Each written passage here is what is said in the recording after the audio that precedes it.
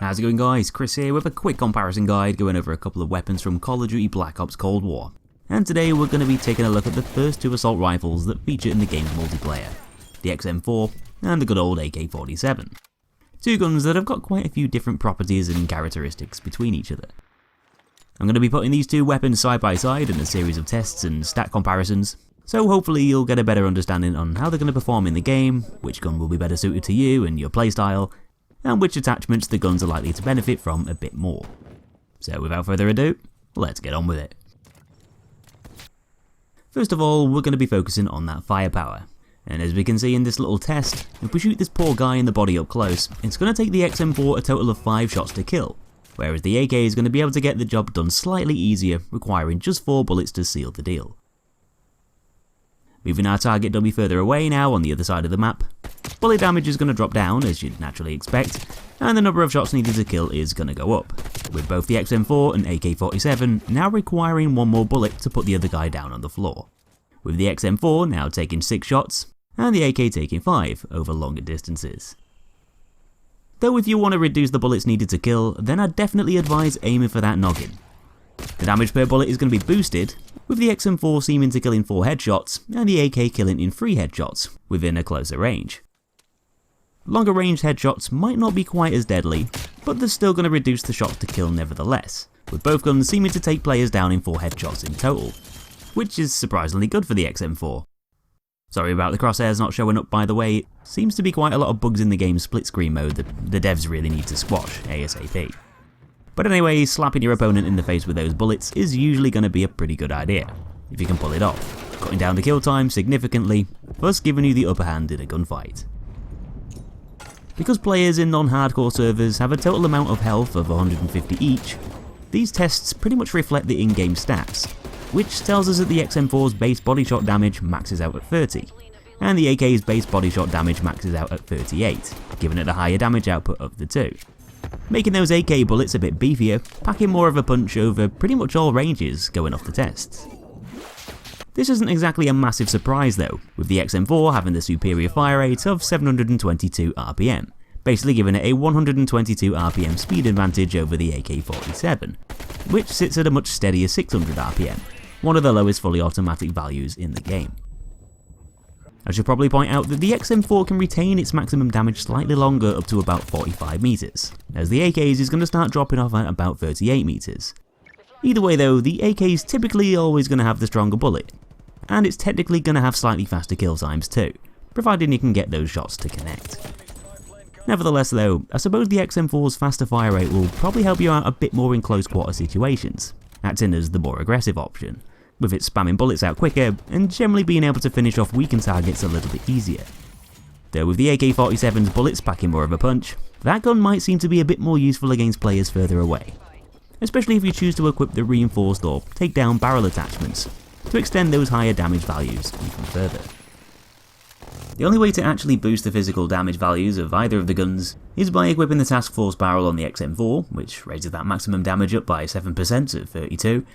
or by equipping the RPK barrel onto the AK-47, which boosts its maximum damage output up to 42, raising it by 11%, thus allowing it to do 12 damage more than the base XM4. Not a bad stat to have. These attachments don't necessarily make either of the weapons kill in less bullets, especially within shorter sight lines, but they do help to extend range, and make it easier to finish targets off that have already been weakened. Anyway, swiftly moving over to the accuracy section next. Straight off the bat, if we take a look at both weapons' iron sights side by side, I'd probably say that the AK-47 has a slightly cleaner sight picture overall, with the ring around the XM4's rear sight sort of obstructing your view a little bit when aiming. So if you're going to equip some optics, the XM4 might seem to benefit slightly more so out of the two. If we do a little recoil test by firing at a wall, we can see that the XM4 is mainly going to kick upwards and slightly gravitate to the left after the first few shots, before going back to the right again near the end of the mag. The AK-47's recoil is quite similar to this, only it's going to seem to move upwards a bit less erratically, though its pattern is going to lean to the left a bit more as you open fire. The XM4's pattern seems more vertical, whereas the AK's pattern is more horizontal, and after testing this a few times, it's pretty much the same story every time. This might seem a little bit weird, with the in-game stats saying that the XM4 actually has the lower vertical value of the two, but you've got to take into account the fact that the XM4 is shooting at a quicker rate, meaning that recoil is stacking up at a quicker rate too,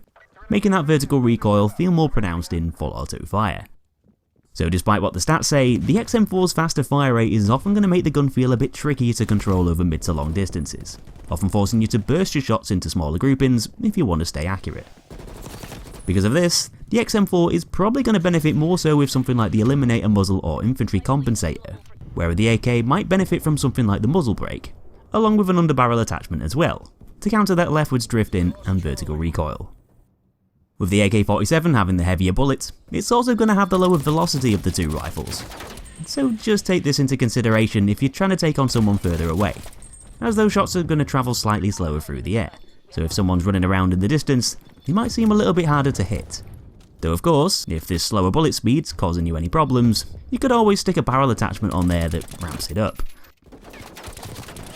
So next, we're going to be taking a quick look at how the guns compare regarding reliability and mobility, starting off with ammo and reloads.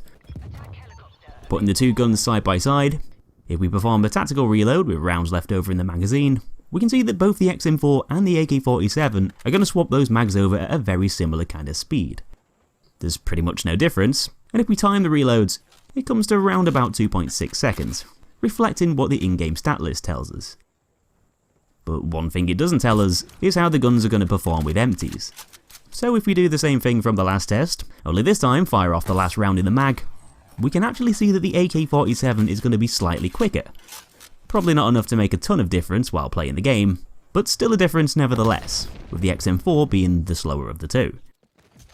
Both weapons hold the same amount of shots at 30 rounds each, but because the XM4 fires faster and usually takes more bullets to kill than the AK, you'll probably encounter those empty reloads a bit more often when using the XM4, and with them being a tad slower, that's obviously not a good thing.